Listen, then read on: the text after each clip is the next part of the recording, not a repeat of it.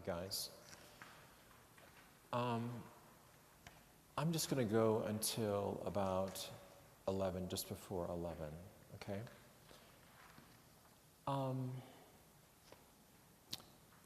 What I'd like to do is to focus on the sheet that says Lectio Divina, okay? And we did some of this last week, but I'd like to just do some of it today. And you can take this home and work with it during the week. So Luke's Gospel, which we'll continue hearing for the rest of the year. And I was thinking this morning, if Luke's Gospel is anything like this Gospel today, I don't even know if I want to hear it for the rest of the year. Because what Luke is always trying to do, which I said last week too, is that he's always trying to restore the division and the disunity. So he's always trying to offer how Jesus and how faith and belief in the tradition helps people heal. So that, and Luke's Gospel is also very, very concerned because Luke is writing to people who are poor. So he's always trying to lift people up, and he's also trying to look at a dose of reality with those people who have a lot. And so the ground, as we saw last week, that level ground is the place in which Luke's Gospel really resides, okay? And Luke, more than the other ones, tend to speak in this way. What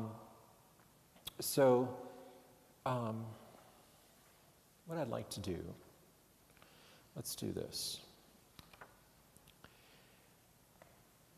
I want to, how many of you have done Lectio before? Okay, let me just explain a little bit what that is. The gospel text, or any scripture text, is really a bucket full of grace, okay? And the thing is, we need to constantly mine it, dig into it, around it, allow it to sink into our lives, because if we only had to read it one time, life would be very different. I mean, look at today's gospel. Like, if you only had to read that one time, well, wouldn't life be very different? So we know that we have, it's a deep, deep well, the scriptures, especially the gospel. It's a very deep well, so that we constantly have to mine it. How do we do that? We mine it with prayer, with the faith that we have that it can speak to us and change us. We mine it with our silence and some personal reflection. We live, of course, in a society that wants answers immediately. The problem is the answers that the Gospels give us are not always the ones that we want. And this might be a great example of that, right? So to love enemy is not exactly what we want to hear on a daily basis, right? So that's why we come to the scriptures doing our best to be open to them. So I always get a kick out of people when I hear them, well, I don't agree with that. Every time you read a gospel and they'll say, oh, I don't agree with that because of this, this, and this. Well, maybe that's, though, the entry into something new.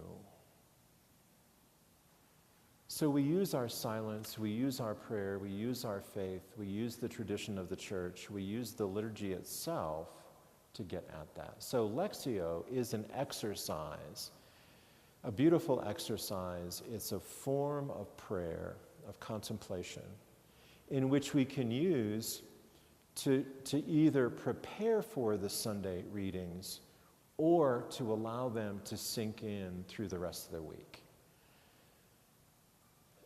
It's really, really good. Okay? So one of the ways in which we do that is to read it, and then we'll read it again, and then you'll see, which you can take home and look at, there are some questions to attend to.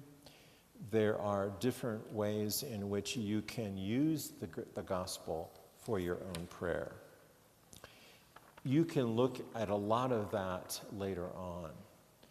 But what I want to do for a couple of times is this. I want to read the gospel, or have somebody read it, and then I want to ask you simply this question first. What are you hearing? Now, everybody can answer that, right? It doesn't matter what you heard, but what are you hearing in it? We'll start with that, okay? So, who would like to read the gospel out loud? Okay. Great. No. Just right there is great. Just.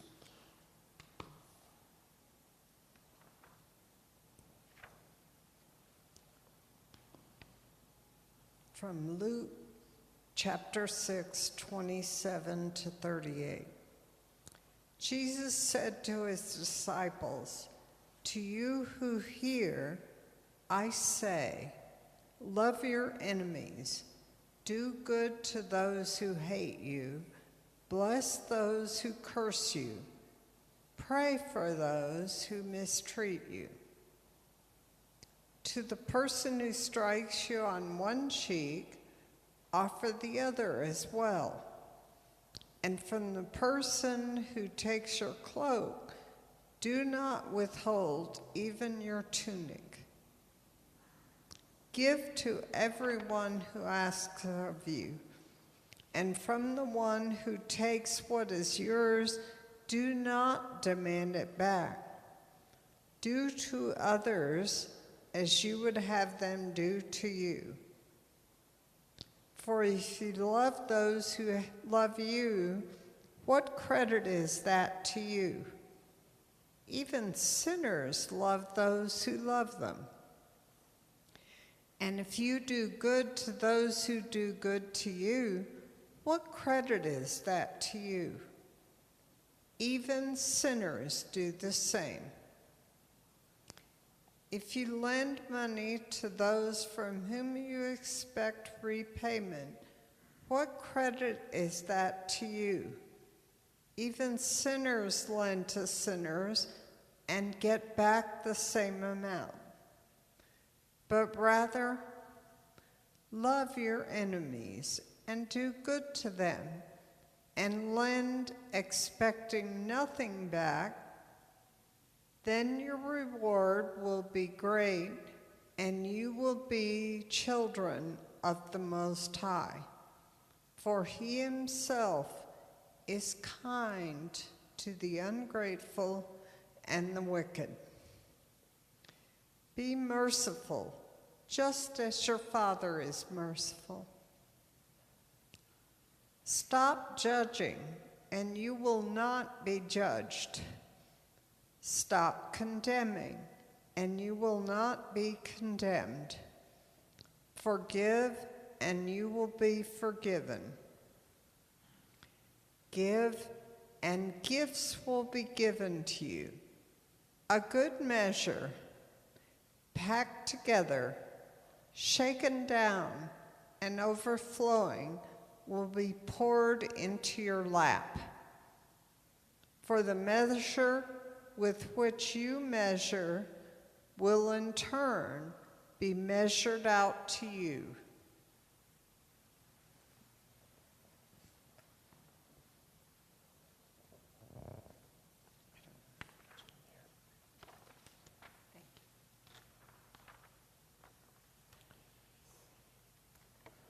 This gospel is packed full. But what struck you? What did you hear? Stop judging and you will not be judged. Okay, stop judging and you will not be judged. What else did you hear? Yeah. Expect nothing back. Yeah. What else? Yes. Well, I am being convicted by this gospel because I have a terrible time forgiving our president for his fear-mongering, and I realize I'm not very forgiving and I'm very judgmental. Very good. What else did you hear? Give to everybody who asks. And I have a hard time with that, especially down at the side of the road. Yeah. And I'm sure your children are challenging enough, right? With that statement. What else did you hear?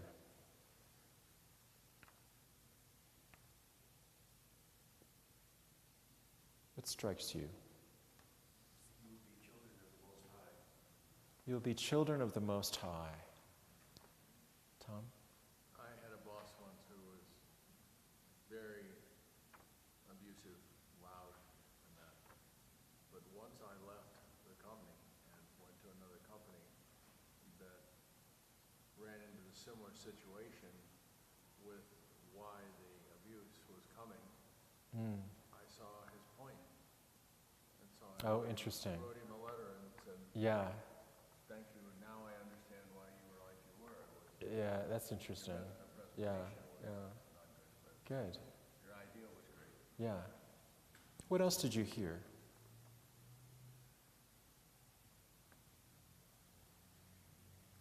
Stop judging and you will not be judged. Stop judging and you will not be judged. Ay, ay, ay. Yeah. Yeah, I heard that's the fine line. Are we our brother's keeper? What do we judge? You know, do we judge our own children because we are helping them grow? Or, what should we be judging our neighbor to help them? Or should we just keep our mouth shut? And, how far does that fulfill us? Right, right. Yeah. What else did you hear? I didn't hear it, but sometimes that whatever's bugging you, they're doing the best they can. Maybe Yes, it's not up to my standards, but they're doing the best. that's right. Yeah. So I really want to encourage you to work with this gospel at home because it is so incredibly rich, and every statement in it could be something you could write on your bathroom mirror for the rest of the year, right?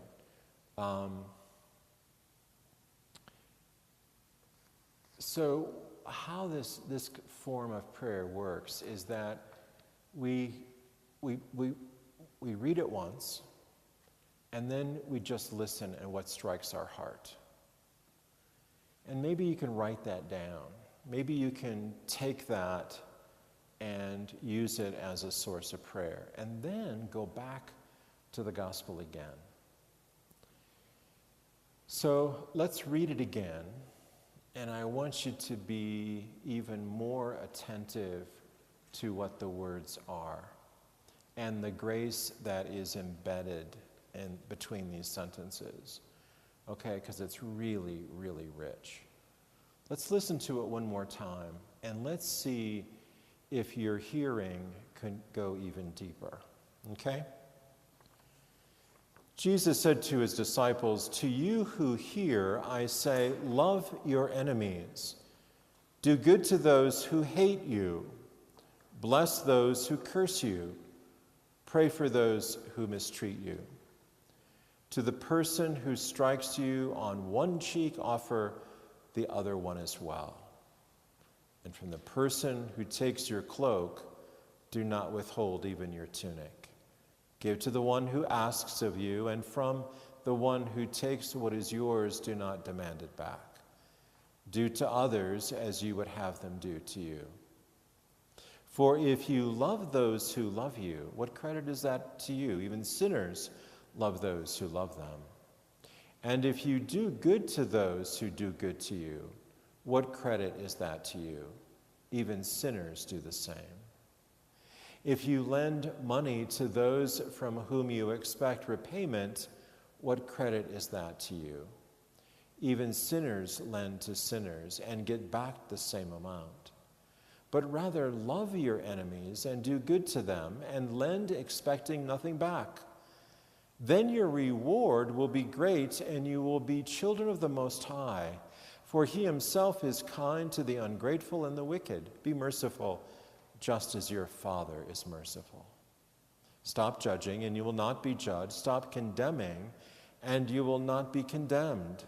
Forgive and you'll be forgiven. Give and the gifts will be given to you, a good measure packed together, shaken down and overflowing, will be poured into your lap. For the measure with which you measure will in return be measured out to you.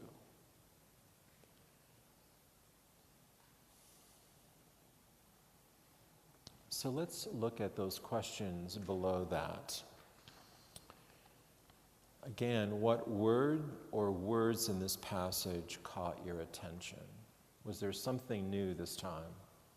I have never accepted the idea that if somebody smacks you in the cheek, you should turn the other way. Yeah. I really don't understand the concept at all. Yeah, it's not about abuse, that's for darn sure. But it's about a willingness to give what you have to others. And it is not, and I forget, I remember reading something about this that clarified it, but it's not about an abuse situation. It's about our understanding that what we have needs to be offered to other people, right?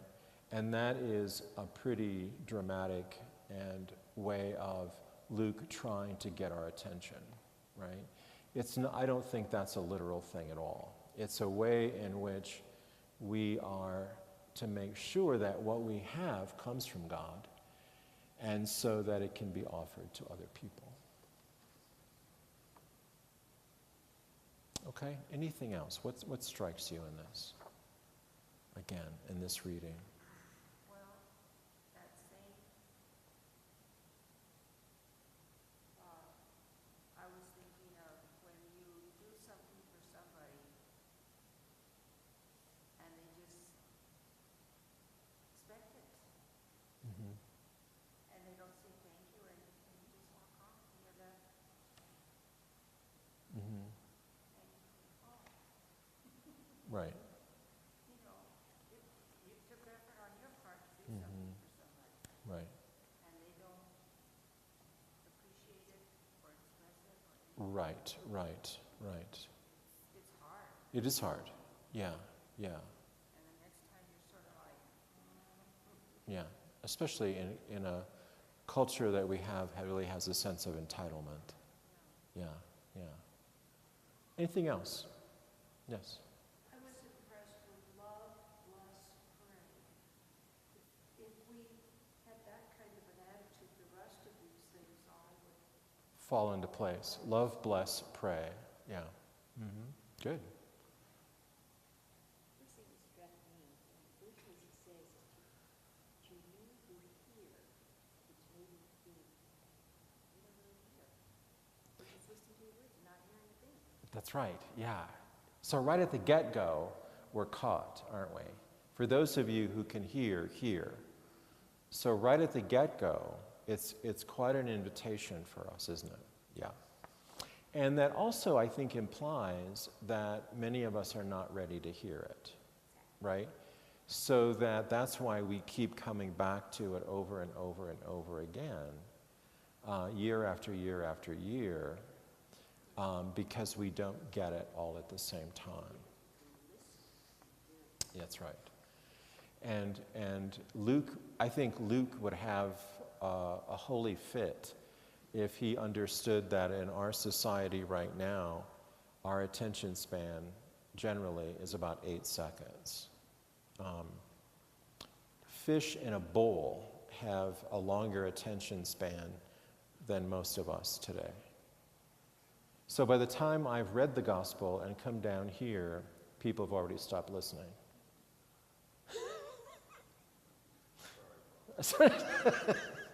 So, I mean, I would love, like Luke would have had a fit about that. Okay, so take those things. Now, if you look at the next question there, what in this passage comforted you?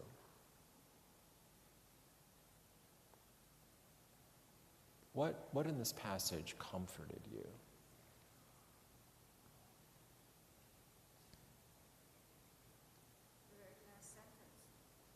The very last sentence. For the measure with which you measure will Would measured out to you, right? that gives you hope. It does. It does.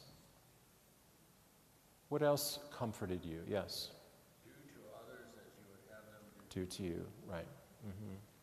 That says an awful lot. Yeah. And what rule is that? The golden rule. The golden rule. Yeah. The golden rule is embedded in this passage. I should have pointed that out today, but forgot. What else is comforting to you?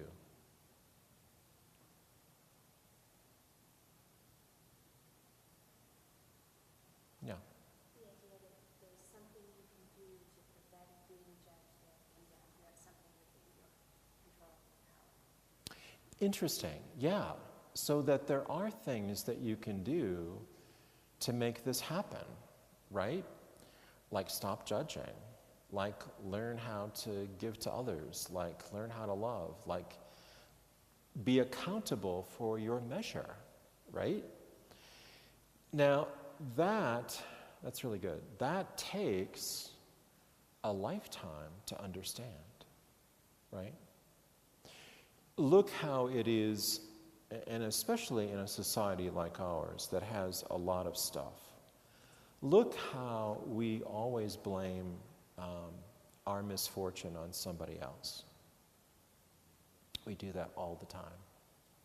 In fact, we are so used to doing it, we don't even know we do it, right? And so what Luke is trying to do is to, lift up the poor and raise down those who think that they don't have to be accountable to anything, right? And get them to match up. Let me give you an example. There was a restaurant in, see, you should never let me talk.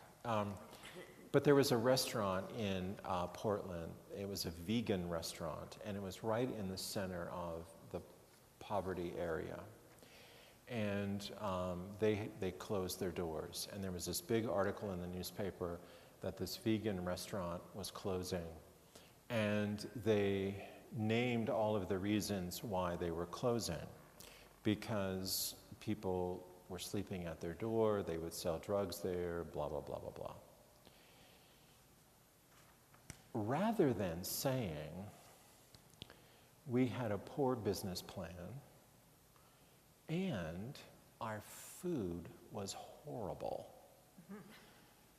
Rather than being accountable for that, for their own stuff, what did they do? They blamed not just anybody, they blamed poor people for their casualty. Now, we do that all the time. And if you look at newspapers, if you look at our conversations, we look at ways always in which we tend to blame other people for our problems without taking responsibility for them. So what you said is right on, and that's what Luke is trying to do to balance things out. Luke is trying to suggest that we need to take responsibility for our lives. And believe me, as being somebody who has been a priest for almost 36 years, having people take responsibility for their lives is zip. That's right. Is very, very rare. That's right. Yeah. Okay. What passage challenged you?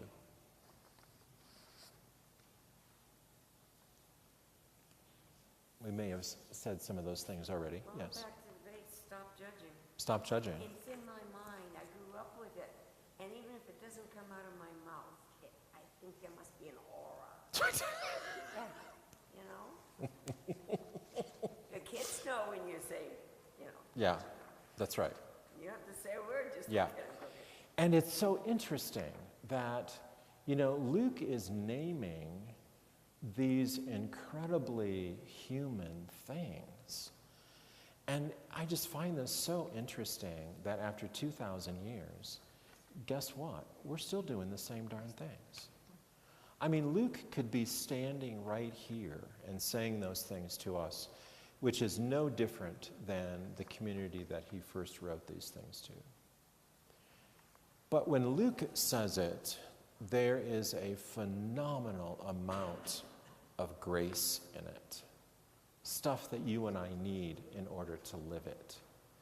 And again, going back to this, we need to understand that these scriptures are so incredibly formative for our community.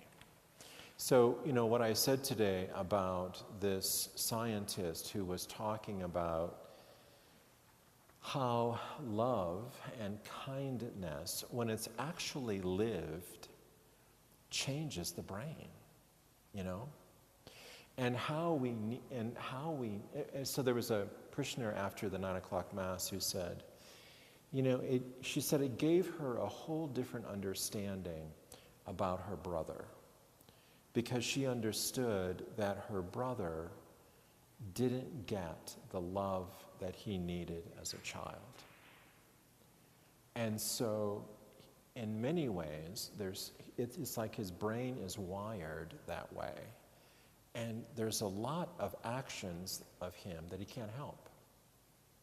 So that was the insight she had about her brother after Mass. Like, if we don't get the love that we need, if we're not invested in a community, or if there's not faith. So the article I was reading was about kindness and love and all those kinds of things, but they weren't talking about faith. But if you add faith to the mix of all that, and community to the mix of all that, and a tradition in the mix of all that, it really changes our lives. And so what Luke is trying to do in this unbelievably full, complicated text is to change our lives. But what we need to find, too, not only the love that is around us, but we need to find God's love in this. These scripture passages, these gospels, are not written so that we'll have something to read on Sunday. They are written so that they will explode grace, that they'll unleash grace, that they'll open up grace, so that we can learn how to live as faithful people. I'm always struck too is that, a lot of people will say, Father, why don't you just give us the answers?